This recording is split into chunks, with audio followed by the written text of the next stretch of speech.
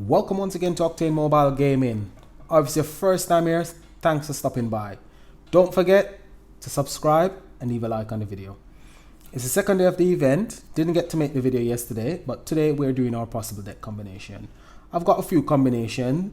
Each combination serves a different purpose. This one is primarily for the guild bosses. Now this one is not gonna be able to take down the Carillion boss. It will be able, however, to take down the Solar Guild boss.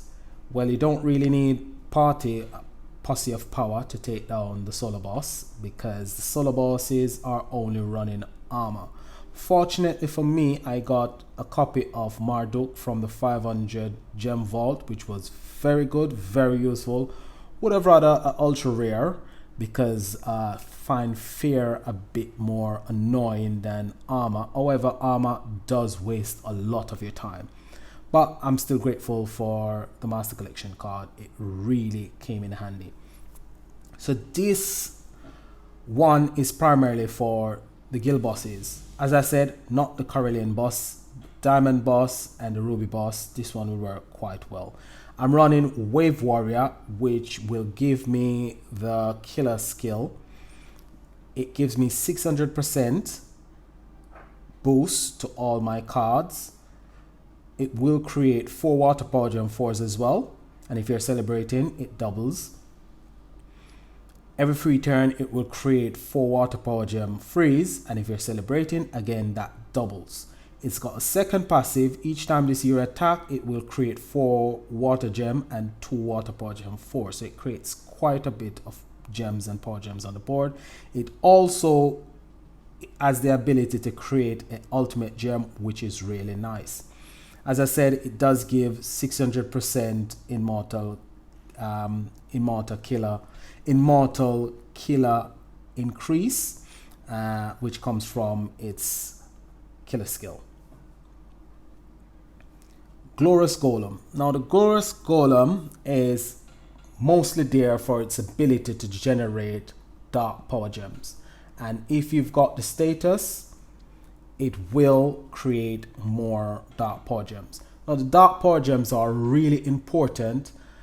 The fact that you haven't got any cards that can create power gem 8s, 9s or 10s. The only cards that we currently have create Power Gem 5s. The Master Collection card, which I have a copy of, does not create Power Gem 5s.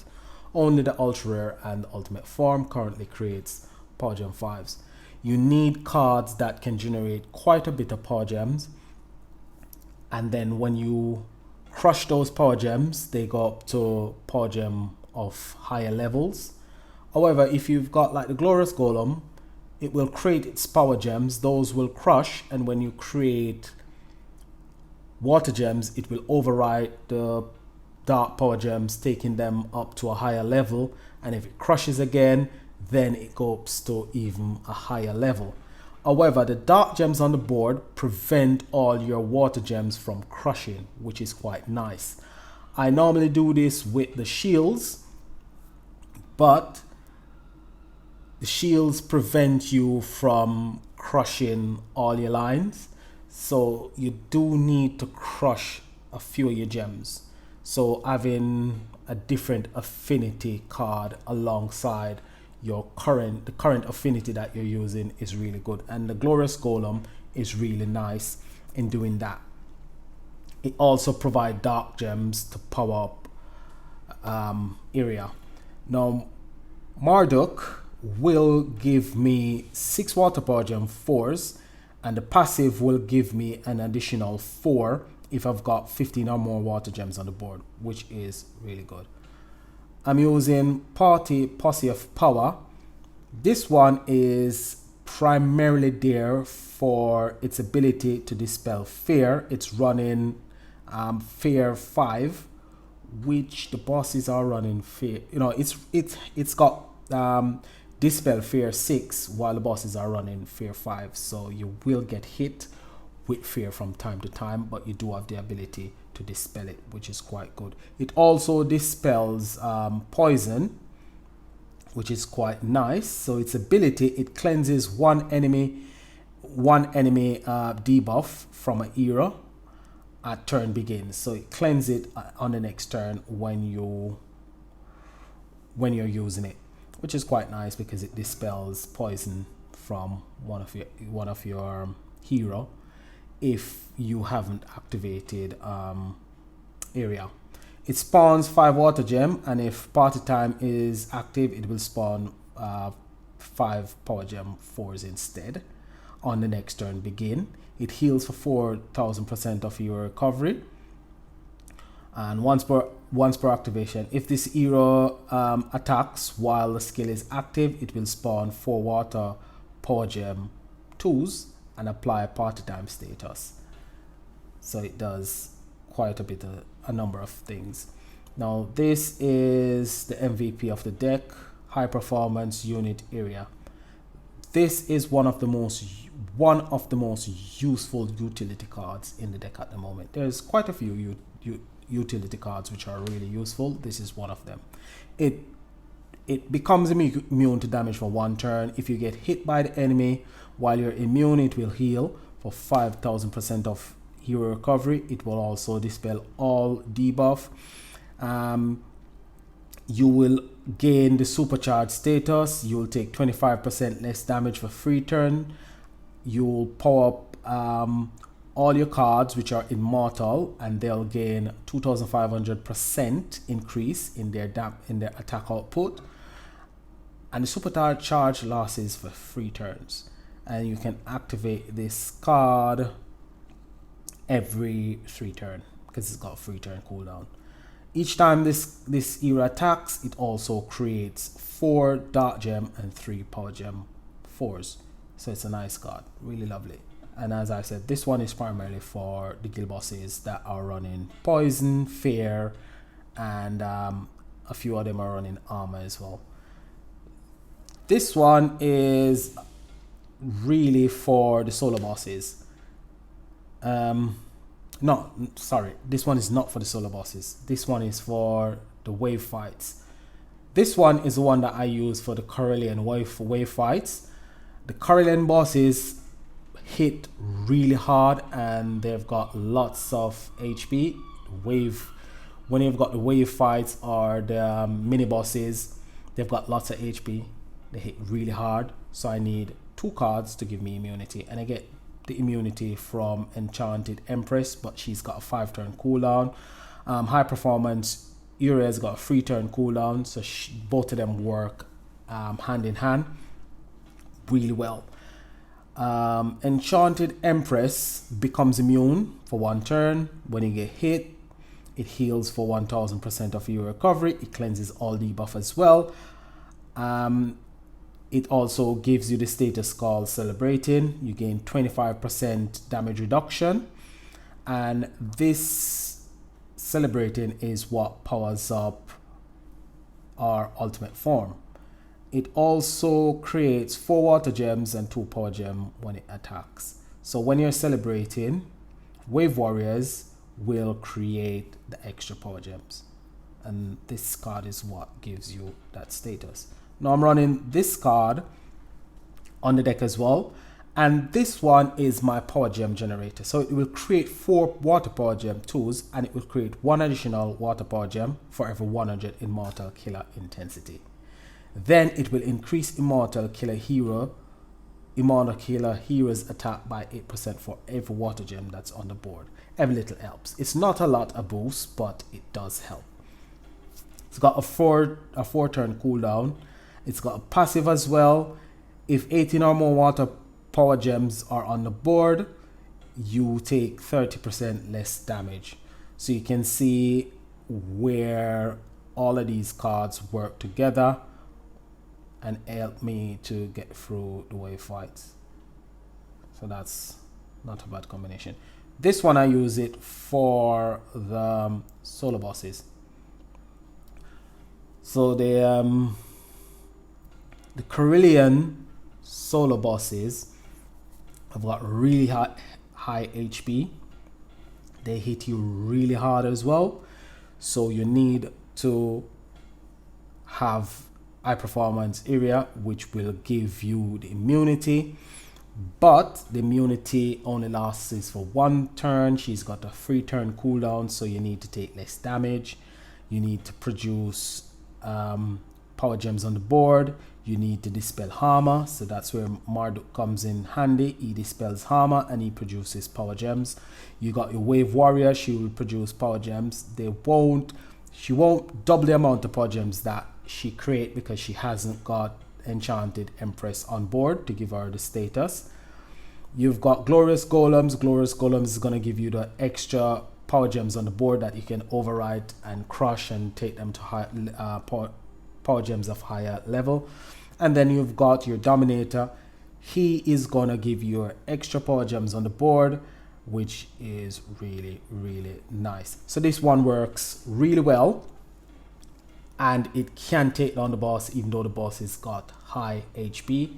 However, you have to go through probably 3 or 4 attacks, depends on the level of the boss. Currently the level of my boss is not really high, so I'm using like 6 keys. But as the bosses get stronger and the health gets higher, I'll probably have to use additional keys, but the reward is worth it, so it's not bad. I'm running a Scepter on board to aid with my recovery, because as I said, health can become an issue. I'm running 4 Immortal Relic. 1 is a Dark, 3 is a Water. These 3 are for Dominator. They will increase the Immortal Killer's intensity quite quickly. I've got Glorious Golems to generate some of my intensity as well, so I'm generating around about 25-26 intensity, no, about 27 to 30 intensity each turn. That is quite good. This one I use as well for the solo bosses. Now this one you'll generate you'll always generate the same amount of power gems, because your power gems don't increase based on intensity. You generate a bit more power gems when you've got the party times, when you've got the status from Enchanted Empress and celebrating status from Enchanted Empress. You'll double the water gems created by Wave Warrior. It does work, however I think this one works a bit better because it can increase the number of power gems based on intensity. So, but this one works really well as well for the wave fights.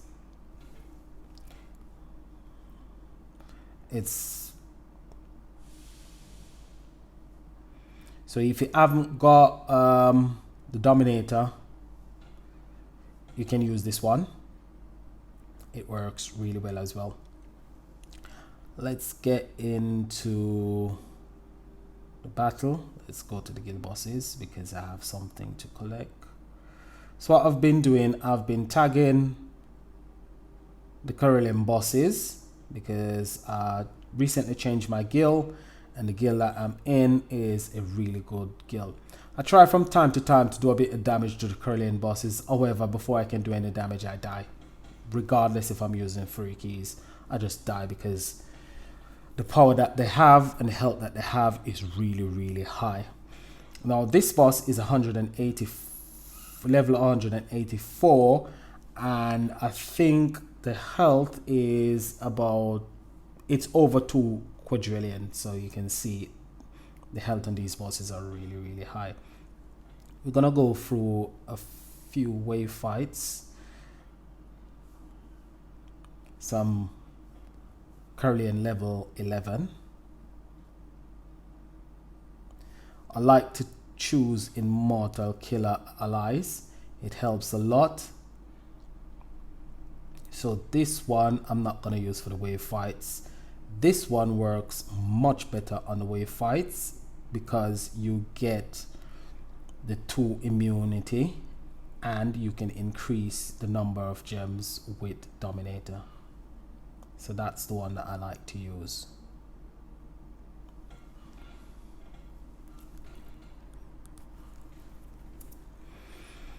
at the moment, the state of the game is try as much to blend your deck, mixing two separate affinities. So basically you have the ability to stop all your gems from crushing, because when you crush all your gems, you don't really generate the amount of power that you should really generate with the amount of power gems that you're creating. And I find that really counterproductive. So there you go, you can see how much of my health is gone already. And we need to take a hit.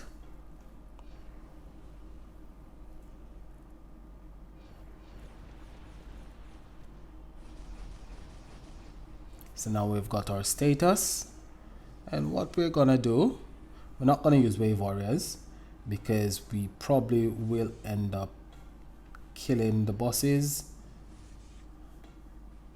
and losing the ability to. So you saw how much time I've crushed that gem, and I've still got the same level gem, power gem 7. Power gem level 7 is the same level I've got. It didn't go up to one level higher. That's what I'm talking about. It takes a certain amount of gems or a certain amount of power gems to get it up to one level higher.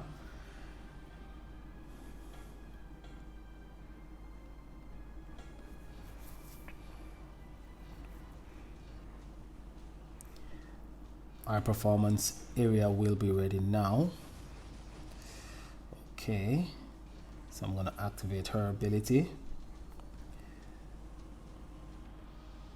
Wave warriors, I've got a 5-turn cooldown as well, so their cooldown is quite long. So what I'm going to do, I'm going to activate my glorious golem, activate this one, and as you can see on the board, I've got a level 17 in the far right hand column, and next to it is a level 11, and I've got an next 17. So I'll just swap the 17 and the 6. So here we go, and then bring that down, and let's see the damage output. So Wave Warrior is 53 billion, Dominator is 62 billion, so he's doing a bit of damage.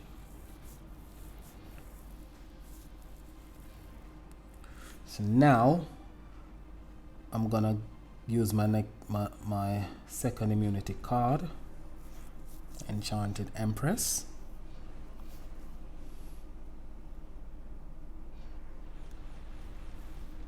Take the hit, heal just a bit. Okay, I'm gonna activate my performance area because most of my battle skills are not ready as yet. Take another hit, keep my status going, so I've healed a bit more. So now what I'm gonna do, I'm gonna activate the ultimate form first. Okay, then I'm gonna activate Glorious Golems, and as you can see on the board, I've got reasonably good amount of gems that could generate a lot of power. So I'm just gonna swap the two level 9, and let's see the sort of power that we've got.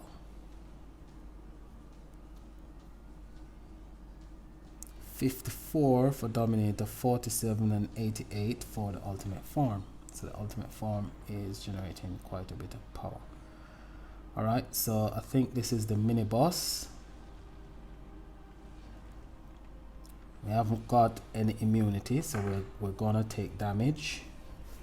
Hopefully the damage doesn't take our HP all the way down. Well, did knock quite a bit off my health. Okay, we'll make a match, and hopefully our battle skills should be ready. There we go. All our battle skills are ready again. So I'm going to activate everything. So first up is my Sumerians. Second up, because I haven't got the celebrating up, I'm going to activate my wave warriors. Then I'm going to activate my glorious golems. Then I'm going to activate, last but not least, my dominator. And as you can see, I've got a level 14 dark, a level 18 dark. I've got a level 13 there. I've got a level, I'm going to swap the level 14. And won't be able to swap. Okay, let's swap the level 14 and that one together. Let's see the damage output. Should be reasonably high. 45, 39, 73. And that took care of business. Really good. So that's the combo that I'm using to go through the wave fights, and it works really, really well. If we get a solo boss, you might be able to see the deck that I'm using for the solo boss. But we haven't got a solo boss. And the deck that I'm using for the guild bosses, I mainly focus on the diamond bosses and the ruby bosses. And as you can see at the moment, I haven't got any diamond boss key and I haven't got any ruby boss key. I have to farm those. I'm trying to farm as much Carillion boss keys as possible because most of my guild mates are on, and as you can see, they're killing quite a bit of Carillion bosses, so I need to tag the Carillion bosses to actually get all the trophies that I can get. And the guild is really, this guild, I really like this guild. As I said, it's a new guild and it's a really, really active guild. So at the moment, you really need to be in a guild that is very active. If you're in a guild that is not really active, you're not really going to do well, especially in the commander events. The guild that I was in before was relatively good, but it started to fade away where a lot of the high hitters weren't playing the game anymore, especially the guild leader. The guild leader was a high spender. He used to buy a lot of the decks, but he got fed up with the game and he just stopped playing the events. He only played GVG. He's got good GVG decks, so he doesn't really play the events, just stick to GVG. And the guild started to fade away after a while because I think when network keep changing stuff in the game, people get fed up, especially when they bring in things that people don't like. High spenders and medium spenders just tend to leave. But I like the game, so I've been playing the game for 2 years, and I keep playing because the game is quite interesting, so I keep playing it.